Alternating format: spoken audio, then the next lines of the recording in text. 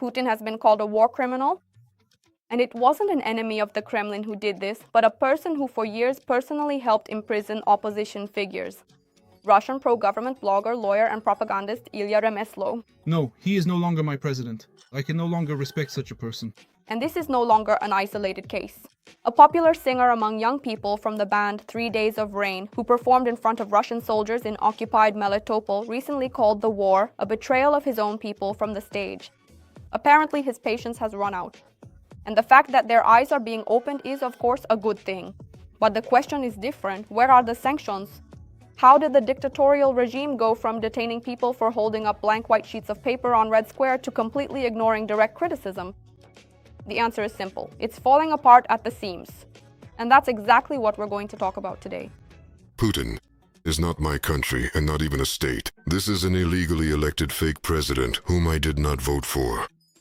As Yuri Shevchuk said about this, motherland, friends, is not the president's ass that you have to constantly fondle and kiss. There's no need to cover up for Putin's screw-ups by pretending that everything will collapse without him. Nothing of the sort. And before we start, please like the video and subscribe to the channel. Let's begin. Since the spring of 2022, laws on discrediting the army and spreading fake news about the armed forces have been in effect in Russia. People have actually been imprisoned for years for such statements. Public criticism of the war or of the Russian dictator personally meant a criminal case, fines, and often prison for anyone who didn't have protection from above. Moreover, even pro-war authors who criticized the army command too harshly risked falling out of favor. The rule was simple: if you criticize the system, you pay for it. But in the spring and summer of 2026, this ironclad logic began to show noticeable cracks. Let's start with the most high-profile case. Ilya Remeslo is a lawyer, a longtime member of the public chamber, and a propagandist. But then peace will reign, and we will no longer hear annoying news about this garbage pseudo-state. This war is not against the people of Ukraine, but specifically against this disgraceful entity on its body. We stand together with the country and the president. A person who for years built his career on fighting the opposition. It was precisely based on his statement that the investigative committee once opened a criminal case against Alexei Navalny. On March 17th and 18th, 2026, Remeslo published a series of posts on Telegram sharply criticizing the authorities. Internet censorship, Putin's indefinite stay in power, a pathological craving for luxury. Friends, good afternoon to everyone. I read through the comments on my post. Everyone is writing to me, "Were you hacked or something?" No, I wasn't hacked. I wrote everything myself. So there can't be two opinions about this.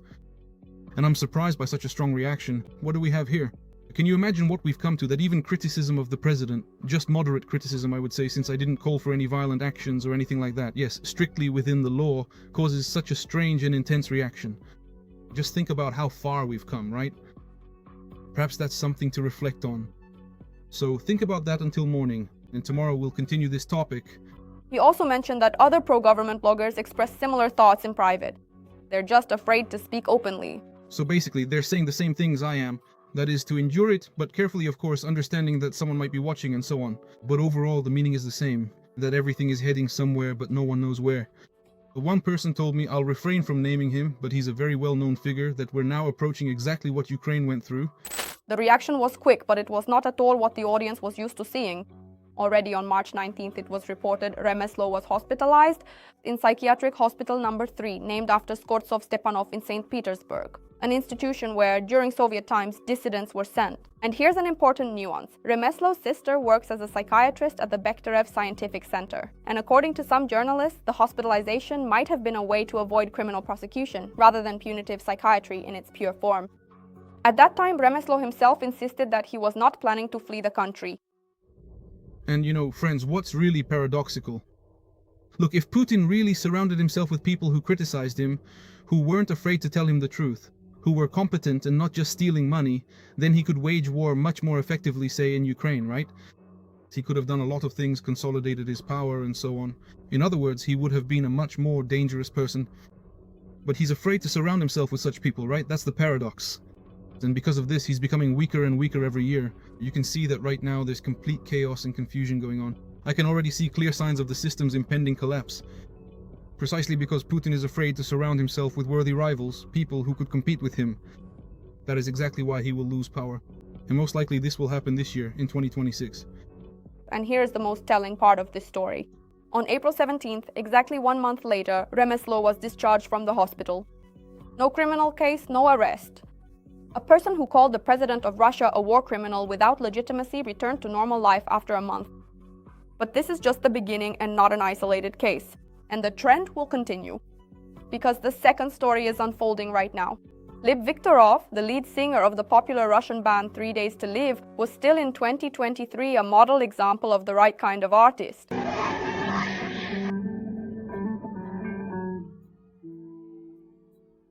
He publicly supported the war, called himself a patriot, and advised those who were dissatisfied to simply leave the country.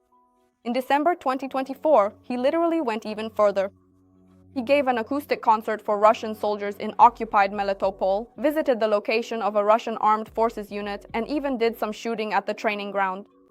And then on July 12, 2026, at a concert in Yekaterinburg, that same artist says something completely different from the stage. Both our ancestors and our fathers. Honestly, our mothers sort of actually screwed up the country. A little bit. When my guys, the ones I grew up with, are dying and they don't even mention it. They don't call it a war, it's a special military operation. It makes me feel hurt. His microphone was immediately turned off, and that same evening a post appeared on his Telegram channel about being forced to leave the country. Just 3 minutes later, the post disappeared. But in reality, the story isn't over yet, and it's not so clear-cut.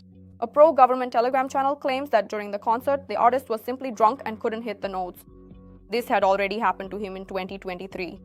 And just recently, on July 14th, the artist announced that he was returning to Russia. So this is the story of a Putin supporter who publicly said forbidden words about the war, and a few days later is still alive, free, and flying back to Moscow. The third story is well known to everyone, but no less shocking. On April 14th, 2026, blogger Victoria Bonya recorded a 20-minute address to Putin, which received over 1 million likes. Why? Because Vladimir Vladimirovich, people are afraid of you. The people are afraid of you. Bloggers are afraid of you. Artists are afraid. Governors are afraid of you too.